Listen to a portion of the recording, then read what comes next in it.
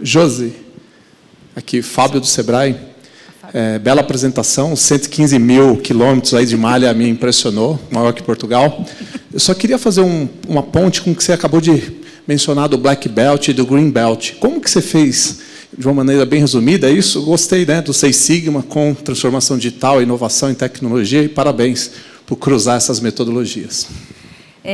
Primeiro que nós vimos, a gente tinha que conseguir ter uma linguagem e conseguir mapear na organização, depois de ter feito, ao longo desses 5 anos, ter feito tanta formação, né, veio a pergunta, mas onde estão essas pessoas? Qual é o conhecimento que ela adquiriu? Né? Então, acho que a gente já tinha vencido a barreira da formação, de saber como formar e treinar. Agora, como que a gente acompanha essas pessoas? Então, nós fomos pegando pelo nível de conhecimento. O que é um White Belt? Ele sabe fazer Power BI, sabe fazer manipulação de dados. Né? O que é um Green Belt? Então, nós montamos qual é o grau de proficiência, e a gente aplica, sim, não é simplesmente a pessoa fazer o curso. A gente aplica, então, os profissionais da Digital Tech atestam aquele grau de conhecimento da pessoa. E esse tem uma conexão muito forte com o nosso time de gente e gestão, porque, ao longo do tempo, a gente acompanha também se aquela pessoa ela teve progressão de carreira, que é legal a gente ver, depois desses 5 anos, pessoal. Bia, deixa eu mentir. Nós vimos que os 92% das pessoas que participaram das formações estão na organização. E pelo menos 20% delas tiveram progressão na carreira. Josi, parabéns. Andréia e Juliano, muito legal, bacana ver a evolução das empresas de vocês aí, empresas de sucesso, com a aplicação da tecnologia. A gente viu recentemente a informação da Amazon cortando um número grande de colaboradores e atribuindo diretamente a questão de inteligência artificial. Né? Então, eu imagino que o impacto do ponto de vista de skilling, não tem dúvida nenhuma, né? De up e reskilling está dado, eu acho que tem a preocupação que vocês têm demonstrado na empresa de vocês.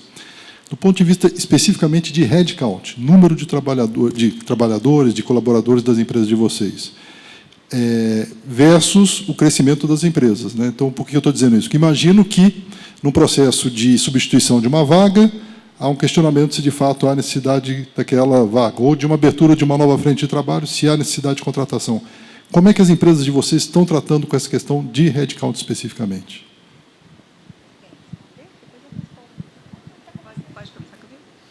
Deixa eu... não sei se nós temos uma carência de mão de obra muito grande, principalmente em regiões onde nós atuamos, e vocês têm visto o próprio avanço, né, e aumento de concorrência, então você pode imaginar essa disputa. Então, quando eu falo de indústria, quando eu falo de floresta, assim, é muito chave esse upskilling. Então, cada vez que a gente coloca, por exemplo, uma mecanização, nós vamos precisar de pessoas, a pessoa vai deixar de fazer um plantio, mas ela vai ser treinada para fazer uma outra função, para fazer a gestão desses equipamentos. Então, nós não vimos ainda uma necessidade ou uma situação de fazer redução de headcount por conta de uma maior automação. Agora, a gente vê a necessidade de mudança, sim, do perfil em termos de formas de você lidar com o dado. Né? O que a gente não tem se permitido é colocar praticamente, a gente vê em algumas outras empresas, eu tenho, de repente, um pesquisador e ele não sabe lidar com os dados, eu coloco uma área praticamente para poder fazer aquela atividade por ele e ele tomar as decisões. Isso a gente realmente não tem feito, mas a gente está trabalhando fortemente na formação. Tá? Então, ainda não teve nenhuma perda, por exemplo, dificuldade de adoção, porque as pessoas estão vendo que está amplificando a capacidade dela processar. Meu time mesmo, né, nós temos ali os desenvolvedores. Aplicando que o Lauri, exemplos que o Lauri falou da codificação, nós aumentamos em 30% a nossa capacidade de desenvolver nossas soluções. Então, a gente está fazendo mais nesse momento. Bom, na linha da Josi, foi até um combinado assim, que eu fiz com o CEO, que o foco dessa jornada não seria a redução de headcount. Porque isso traz um medo para a organização, né? As pessoas já vivem isso, né? A IA vai ocupar o lugar do humano, e a gente combinou isso. Então, a gente não fez redução de headcount. Onde nós otimizamos os processos, nós precisamos ver o perfil, mas, às vezes, é a mesma pessoa, e que aí a gente vê o que ela precisa aprender e o quão disposta ela está a aprender, para aprender o novo, para fazer outras coisas. Então, vou dar um exemplo de uma área, né, que todo mundo olha assim e fala, o DP tem muito trabalho operacional. Então, se você entra com transformação digital, com agentes de IA, você vai acabar com a área de DP. Não, porque o ser humano, a depender de quanto mais operacional é o time, ele gosta de ser atendido por outra pessoa. E o que a gente fez? A gente otimizou as rotinas, mas hoje eles fazem análise melhor do budget, fazem rotinas de contabilização que não faziam, pensam em oportunidade de melhoria. Então, mudou o foco, mas a pessoa continua. Não tenho na mente agora uma pessoa que eu tive que tirar porque a gente otimizou o processo e ela não atendeu. Então, não é o nosso foco, então a gente não tem feito redução. E, como a Josi, a área de tecnologia aumentou o headcount, até porque, para acompanhar essa jornada, precisa de mais gente. Mas teve que mudar o perfil também. São desenvolvedores, especialistas em inteligência artificial, arquiteto de dados. Então, a gente trouxe uma robustez. Acho que a área de tecnologia cresceu 30% o headcount. Então, não é o foco essa redução de headcount. Eu acho que isso traz um medo muito grande para as pessoas. E o que acontece? Elas se fecham, porque elas acham que, se otimizar o processo, elas vão perder o emprego. E a visão... Nós vivemos uma escassez de mão de obra na logística, vocês estão vendo aí. Então, eu nem posso fazer isso. Eu tenho que ou realocar, ou treinar, ou dar uma outra perspectiva, mas reduzir o headcount assim, é a última decisão que a gente vai tomar.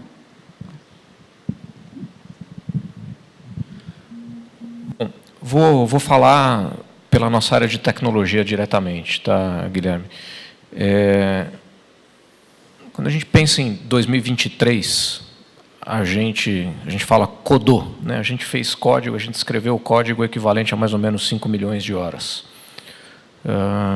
Devemos terminar esse ano com cerca de 12 milhões e meio, 13 milhões de horas codadas.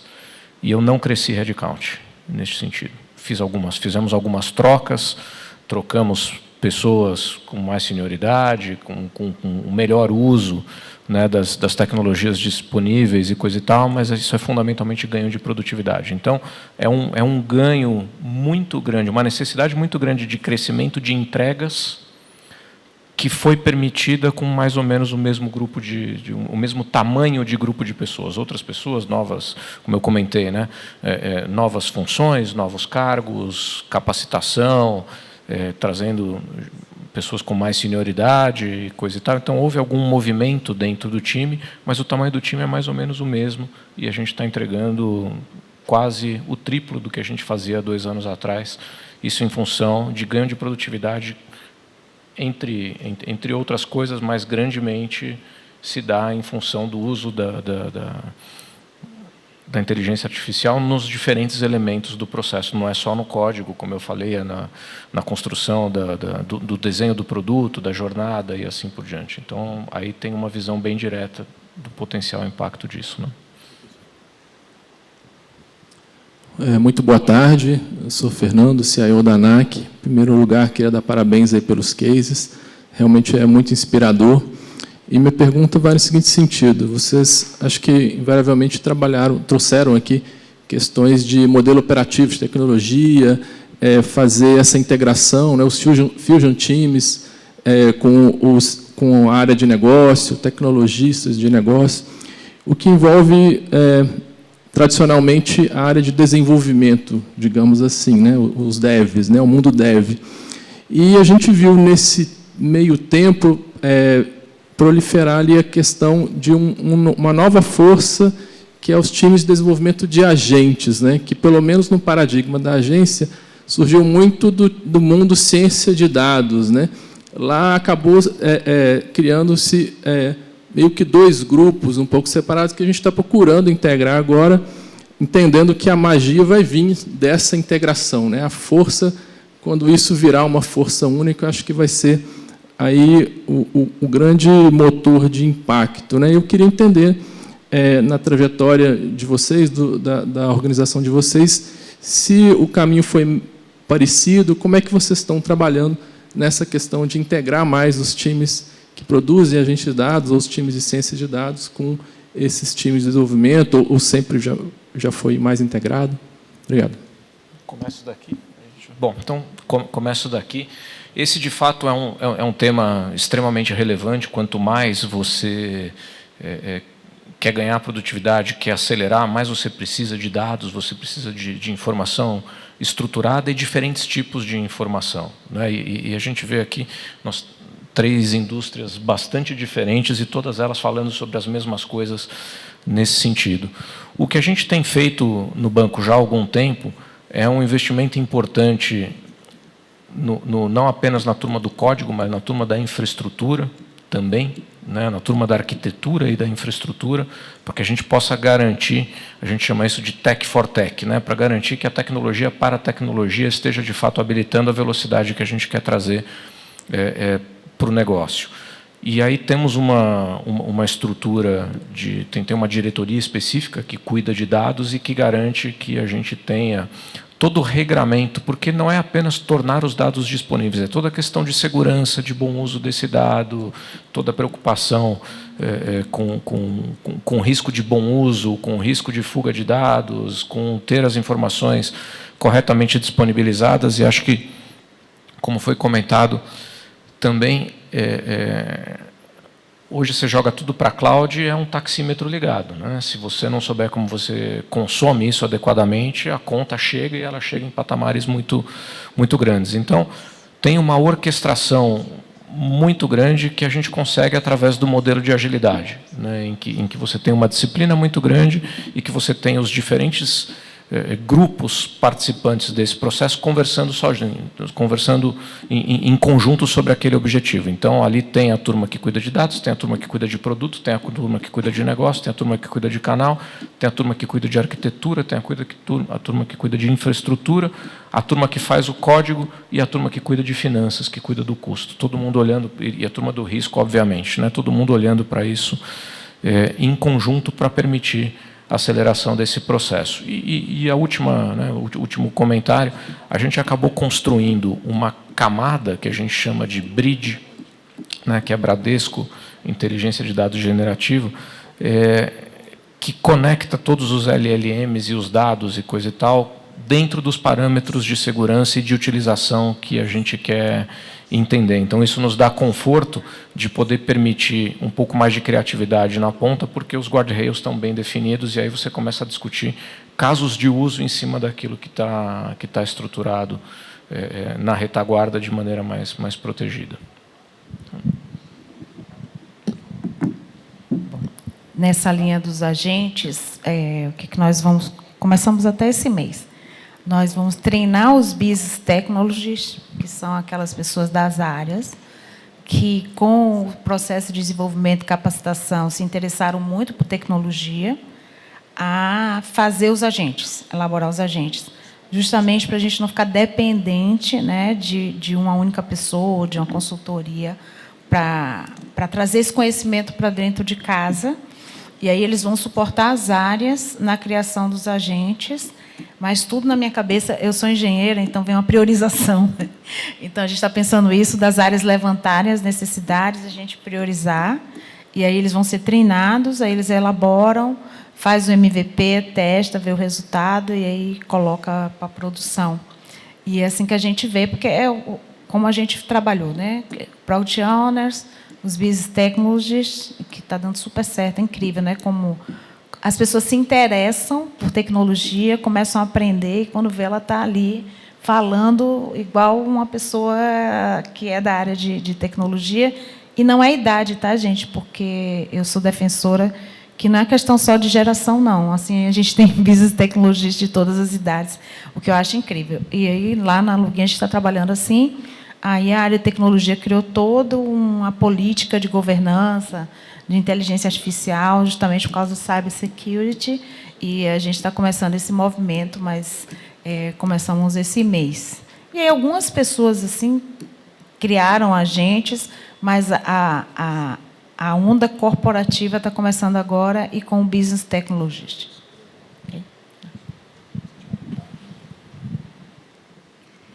Nós vivemos um lapso de tempo ali, quando mencionei esse movimento, como outras empresas, né, de criar um braço de transformação. E assim deu para ver claramente durante esse período a concorrência e os esforços diluídos. Então tinha time, vamos imaginar, de transformação digital. Eu tinha dentro do time a gente trazia startups para tentar endereçar uma solução, e aí eu tinha, dentro da área de TI, tentando concorrer com a inovação aberta, eu queria mostrar que conseguia fazer melhor, e o pessoal ali, os cientistas de dados, concorrendo, que eu, assim, teve um momento ali de esforços, e você vê como você drena os esforços da companhia e ninguém chega. Foi aí que a gente redefiniu o modelo operacional e a gente reorganizou. Então, tem uma clareza muito grande das responsabilidades e também depois uma questão de alinhamento de metas para colocar todo mundo dentro do mesmo foco e o mesmo objetivo. Então, tem uma visão muito clara do que é o portfólio, a visão da estratégia, a visão de 3 a 5 anos, acordada com a área de negócio, e essa visão está conectada na estratégia. Se eu reviso a estratégia, o ponto... eu tenho que revisar também a minha estratégia digital ou não, mas como que eu entrego isso? Eu tenho... A Digital Tech ela é organizada por processo e por competência. Então, toda essa parte de... A entrega das soluções, ela é puxada pelo time de soluções, que conhecem cada uma das funções e as tecnologias aplicadas. Eu não faço muito uma divisão de quem entrega Salesforce, é comercial e logística, tem que ver a cadeia do processo como um todo. Mas eu tenho um braço dentro da Digital Tech, que é a organização por competência, cientista de dados, automação, e aí eu peço ao time que eles sejam agnósticos à tecnologia. Eles têm que ser os especialistas que conhecem daquela matéria. Até 8 meses atrás, a gente era quase nada. Hoje é a gente. Então, como que faz o agente? Como que eu conecto a gente? Quando eu tenho o portfólio e a iniciativa, eu faço o staff, eu monto o squad, que é composto por profissionais de ciências de dados, a gente define se eu vou com startup ou não faço com startup, se eu vou comprar ou não. Então, é um modelo de operação conectado. Tudo isso muito regido por uma arquitetura robusta, para ninguém criar os seus brinquedos e depois não escala, e por cibersegurança na esteira. Mas aí, poxa, você não reduziu a velocidade? Não, porque todo mundo tem a mesma meta, é a meta caixa. A gente precisa, todo ano, quanto de dinheiro a Digital Tech trouxe para a mesa no caixa. Não é dinheiro, a gente brinca de dinheiro imobiliário, não, de banco imobiliário. No caixa, validado pelo planejamento financeiro. Então, esse modelo de operação com metas claras foi fundamental.